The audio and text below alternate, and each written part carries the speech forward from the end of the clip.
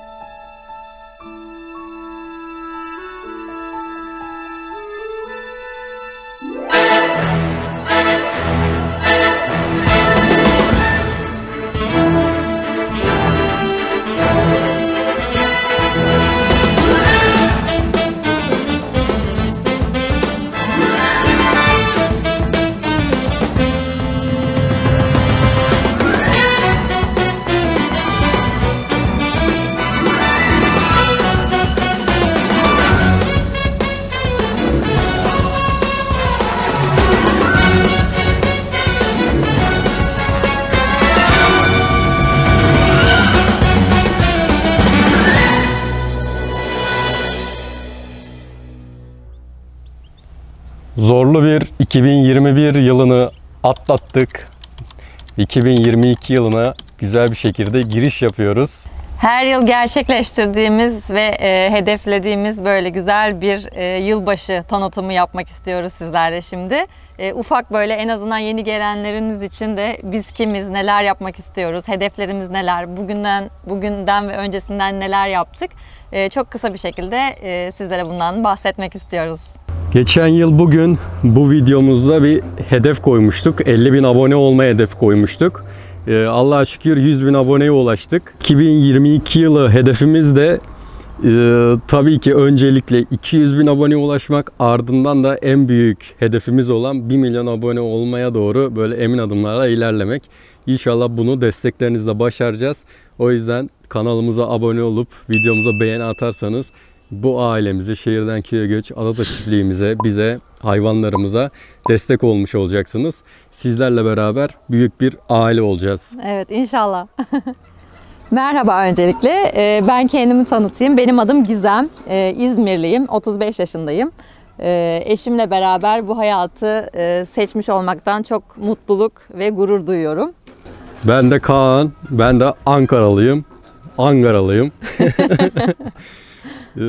Ben de 35 yaşındayım. Ankara'dan Muğla'ya 5 yıl önce şehirden köye göç ederek bu serüvenimize başladık. 2 tane nur topu gibi evladımız var. Bir tanesi kız, bir tanesi erkek. Biri ada, biri ata. Evet. Evet, kızımız köyde ilkokula başladı. Oğlumuz da köyde dünyaya geldi. Muğla Köyceğiz'de dünyaya geldi. İkimiz de özel sektörde çalışan, ilaç firmasında çalışan iki beyaz yakalıydık. Evet. İkimiz de kafayı kırdık. Birbirimizi gaza getirdik. Akşama kadar köye göç videoları, köy belgeselleri izliyorduk. Özellikle Cem Seymen'in Para Dedektifi programını çok izliyorduk. Ve tabii ki o zamanlar böyle köy çok popüler bir yer değildi.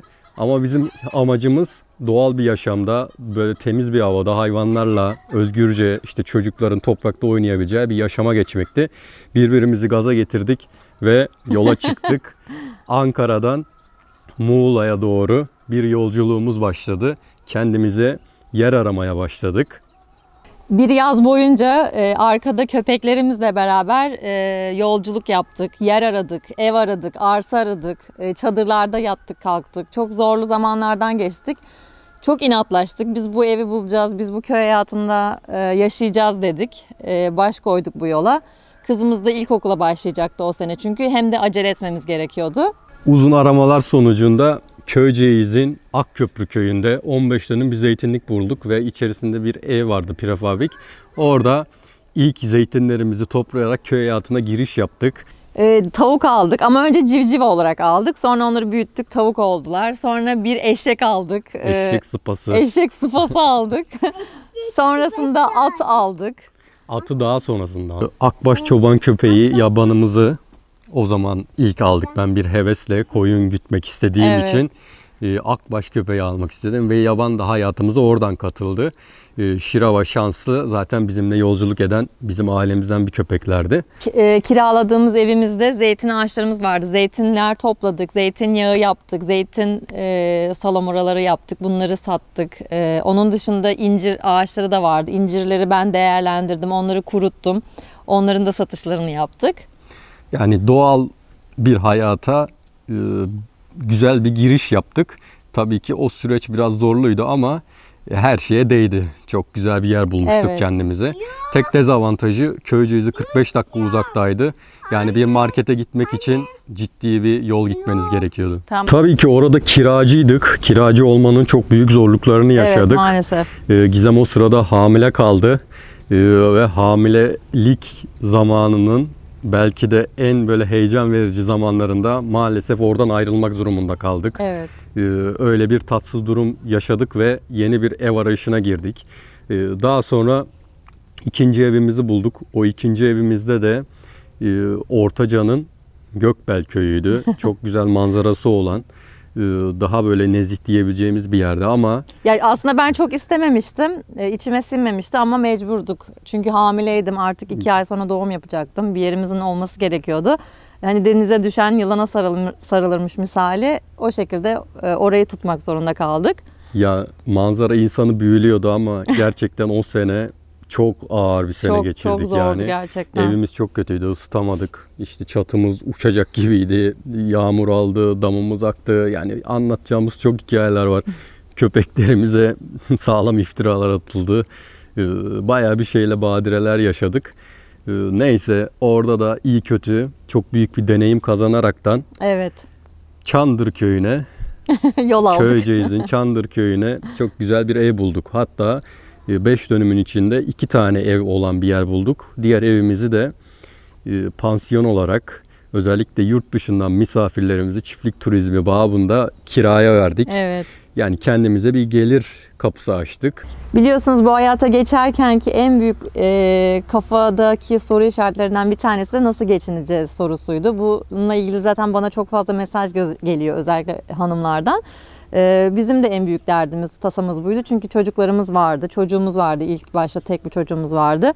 Nasıl geçineceğiz diye çok endişeleniyorduk. Evimizde ufak bir para vardı ve onu tek atımlık bir kurşundu. Yani bir ev almamız gerekiyordu. Eğer onu ev alamazsak bir daha ev almamız gerçekten imkansızdı. O yüzden çok korkularımız ve endişelerimiz kat ve kat arttı.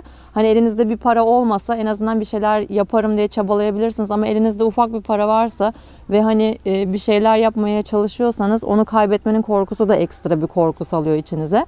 Biz o korkuları da çok yaşadık.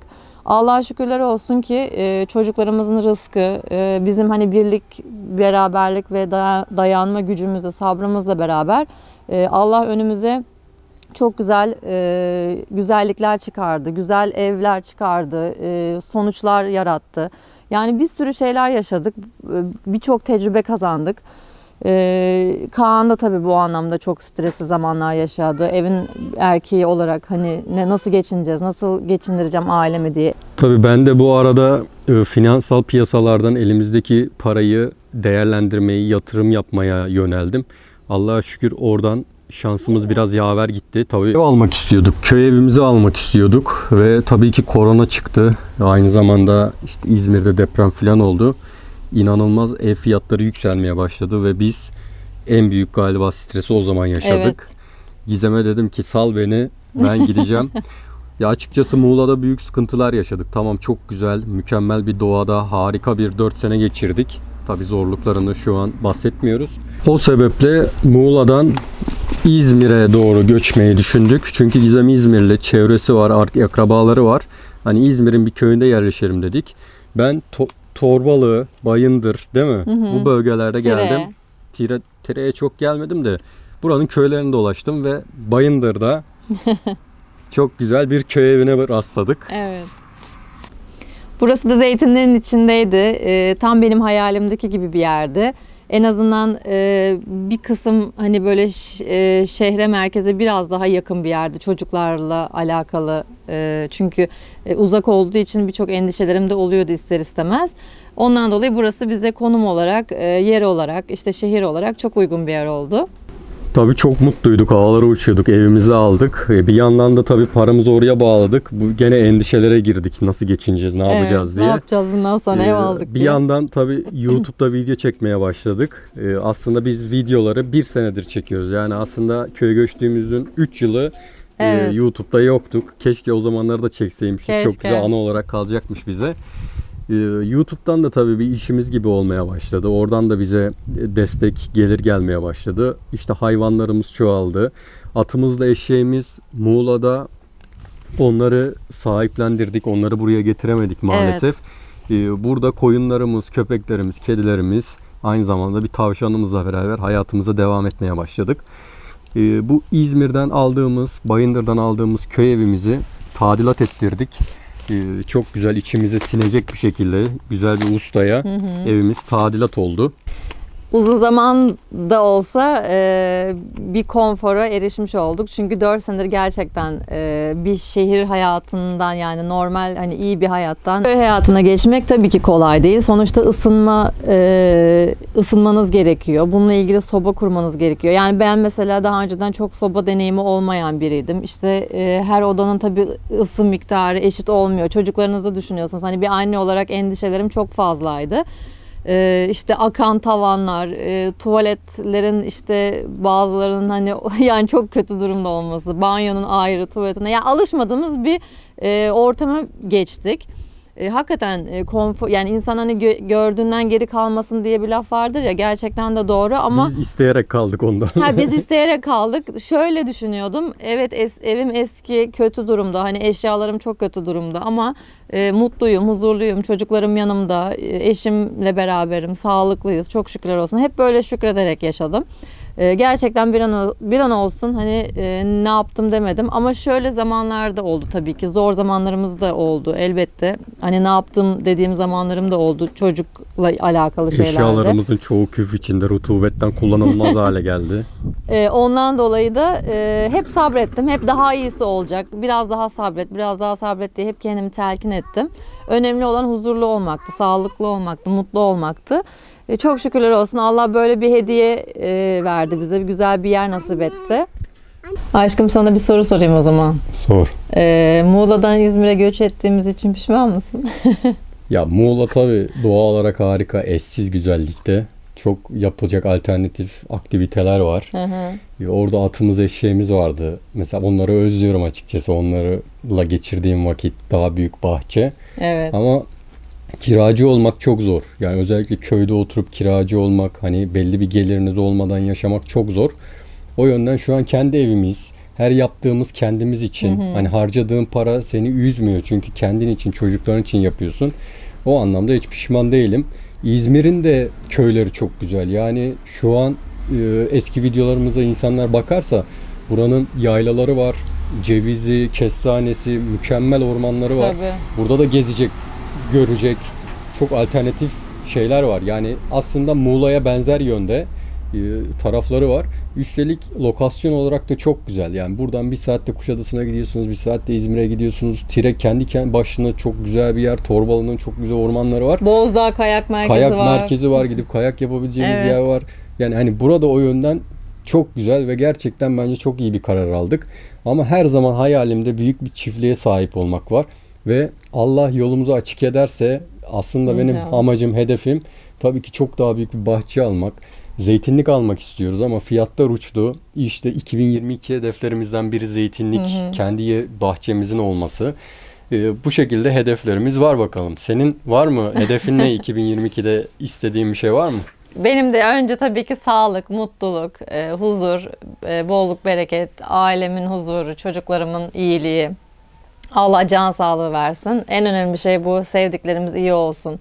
En başta istediğim şey ülkemizin çok daha iyi yerlere gelmiş olması, refah içinde olmuş olması, her insanın her şeyi, her istediğine ulaşabilir olması, hayallerini gerçekleştirebilir olması. Bunlar benim için öncelik.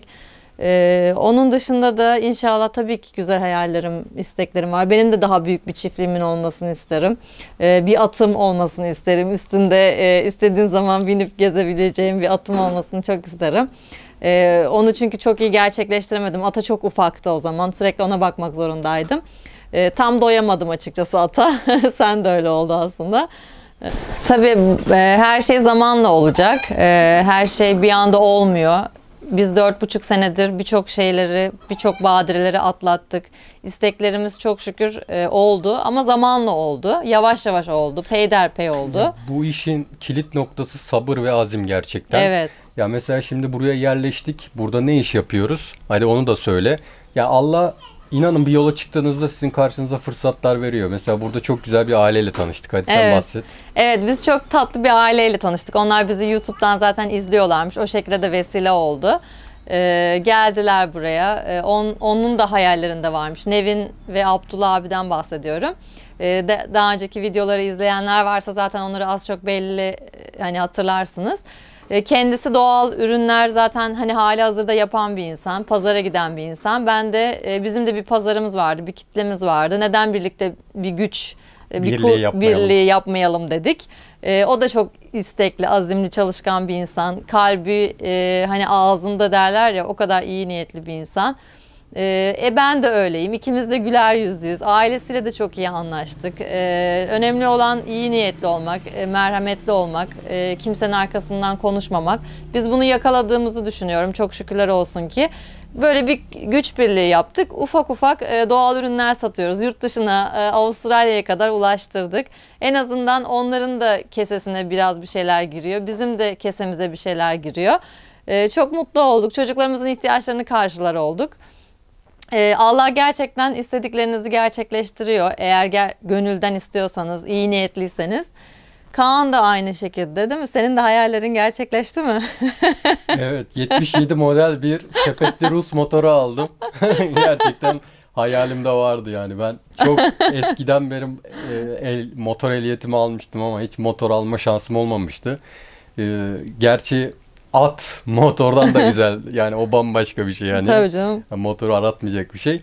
Ama nasip oldu mesela. Ben de bu sene öyle sepetli, nostalji, Rus Planet diye geçiyor.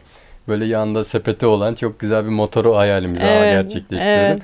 Ya hayaller gerçekleşiyor. Sabır ve azim eden, bir yola çıkıp o yolda pes etmeden mücadele eden insanların hayali gerçekleşiyor. Kesinlikle. Senin köye göçmek isteyenlere var mı tavsiyelerin? Benim köye göçmek isteyenlere tavsiyelerim tabii ki de var.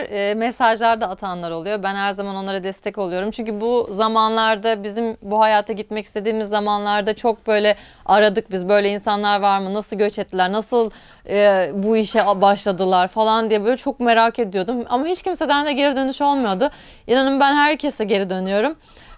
Herkes bilir zaten bunu. Hani cevap vermediğim hiçbir insan yoktur. Yani bu hayatta, şehir hayatında sıkıldıysanız ve gerçekten artık buranıza kadar geldiyse mutlaka adım atın. İnanın, hani inançlı bir insansanız eğer, gerçekten Allah size yardım ediyor. Ya biz o kadar imkansızı aslında başardık ki yani öyle bir ortamdan, işte evimizi satma şeyinde bulunup, işte hiçbir ev olmadan, işte eşyalarımızı hiçbir yer olmadan, iş olmadan, güç olmadan eşyalarımızı aldık, bir depoya gönderdik, oraya gittik, bir ay boyunca ev aradık falan. Yani bu gerçekten herkesin cesaret edemeyeceği bir şey. Biz böyle hani birazcık da delilik mi desem, gözü karalık mı desem, yani bunu yaptık ve teslim olduk. Gerçekten Allah yardım etti. Hele bir de evlatlarınız varsa eğer, gerçekten Allah yardım ediyor. Yani bunu biz birebir yaşadık. Hele bir de eşinizle beraber sevgi birliği, yani birbirinize destek oluyorsanız, ikinizle beraber hani sebat eden insanlarsanız Allah size her türlü yardım ediyor. Ben bunu yaşadım yani gerçekten. Ya bu illaki köye göç anlamında değil. Hayatta istediğiniz bir şeyler varsa, atıyorum ne bileyim, yurt dışına gitmek istiyorsunuz, iş kurmak istiyorsunuz.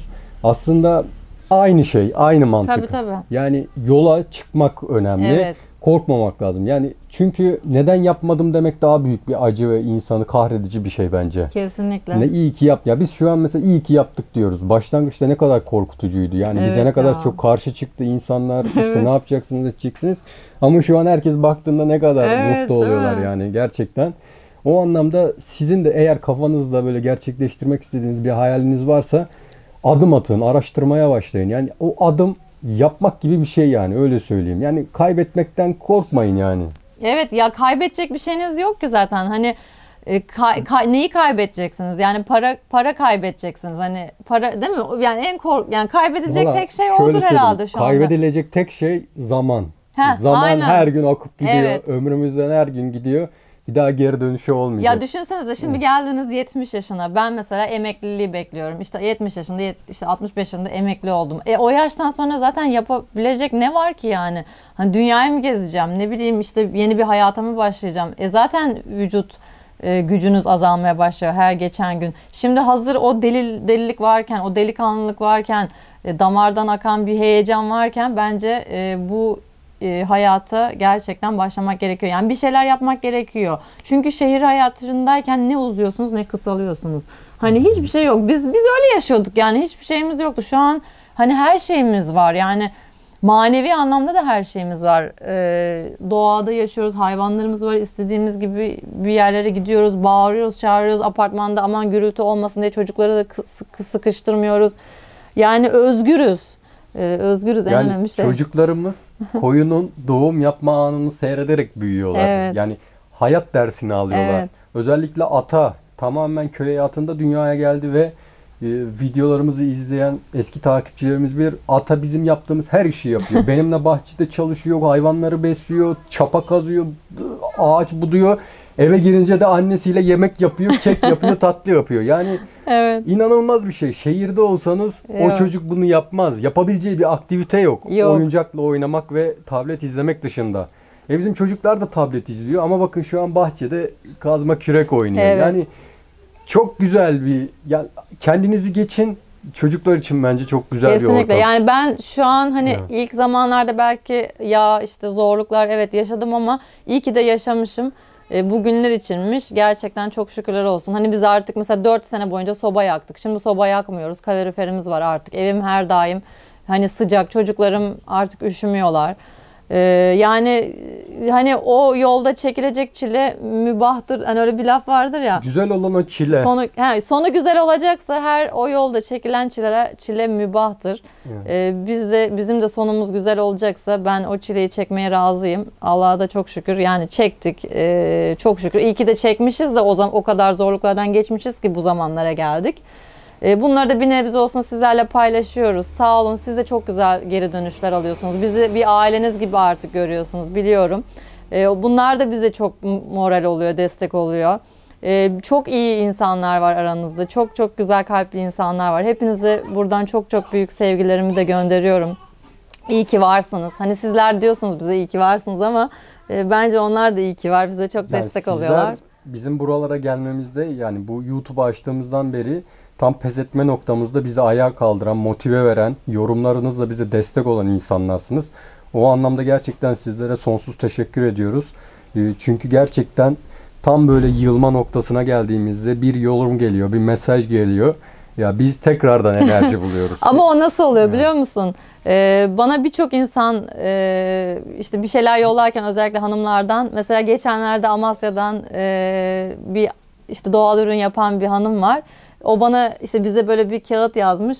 Hani siz farkında değilsiniz ama ben böyle tam pes ettiğim an işte sizin videolarınızla tekrardan ayağa kalktım. İşte köy hayatını bırakacaktım. Birçok insan köy hayatını bırakıp şehre göçtü, benim arkadaşlarım, ama ben sizi izleyerek neden bu hayatı değerlendirmiyorum diye şimdi doğal ürünler satmaya başlamış. Ben ona da destek oluyorum. Ya o kadar güzel mesajlar geliyor ki hani siz farkında değilsiniz ama bizim hayatımızı değiştirdiniz. Bizim hayatımızı tekrardan yeniden harika hale getirdiniz diyen mesajlar geliyor. Bence bu dünyada her şeye bedel. Ben bunu söylerken bile tüylerim diken diken oluyor gerçekten. İnanıyoruz ki 2022 yılında daha güzel şeyler olacak. İnşallah. Amin. Bir senede hayatımız, 5 yıldır bu hayatı yaşıyoruz ama şu son bir senede Evet. hayatımız tamamen değişti. Ve şuna inandım, hayatta her şey mümkün. Kesinlikle. Ve ev alana da Allah yardım ediyor. Gerçekten eve aldığımızdan sonra hayatımız Evet. bambaşka bir hal aldı. O yüzden inşallah darısı sizlere olsun. Her şey İnşallah, gönlünüzce amin, olsun. amin. Ya Allah isteyen kimse şu anda ekranda, Allah'ım inşallah ona bir ev nasip etsin. Gerçekten gönülden istiyorum. Çünkü sizler o güzel mesajları attığınız zaman ben çok çok daha fazla mutlu oluyorum. Hani biz böyle mutluyken başkasının mutsuz olması beni hiçbir zaman mutlu etmiyor. İnşallah Allah sizlere de nasip etsin. Gönlü güzel insanların, Allah'ım ne olur bir ev nasip eyle, böyle bir güzel bir köy nasip eyle. Evet, 2022 yılına da girdik. Evet, artık girdik. Hepinizin yeni yılını canı gönülden kutluyoruz. Allah'ım hepinize 2022 yılında düşündüğünüz her şeyin en güzelini versin. Amin amin inşallah. Ülkemize, milletimize aynı şekilde bütün güzellikleri versin. Evet. Her şey güzel olsun. Bizden artık bu kadar. Bize de sevgi versin, aşk Bize- versin evet. değil mi? Güzel şöyle sarılalım. Herkes aşk dolu olsun. Yeni yılda. Her şeyin başı huzur ve mutluluk, Aynen sevgi. öyle. Şöyle kafanıza eğer koyabiliyorsanız bir sevdiğinizin omzuna bence en güzel zenginlik bu olsa gerek. Evet, serüvenimize ortak olmak için lütfen kanalımıza abone olun. Videomuza da beğeni atın. Bu bizi daha çok kitlelere ulaştıracak. Artık diğer videolarımızda görüşeceğiz. 2023 yılında bakalım zaman nasıl hızlı geçecek. İnşallah güzel şeyler Tekrar yaşar aynı paylaşırız. şekilde her senenin başında olduğu gibi böyle ufak kendimizi tanıtıcı, işte dertleşmeli böyle Evet. videolar koyacağız. Şimdilik hoşça kalın. Var mı diyeceğim bir şey? Çok teşekkür ederiz. İyi ki varsınız. Mutlu kalın. Hoşça kalın. Görüşürüz.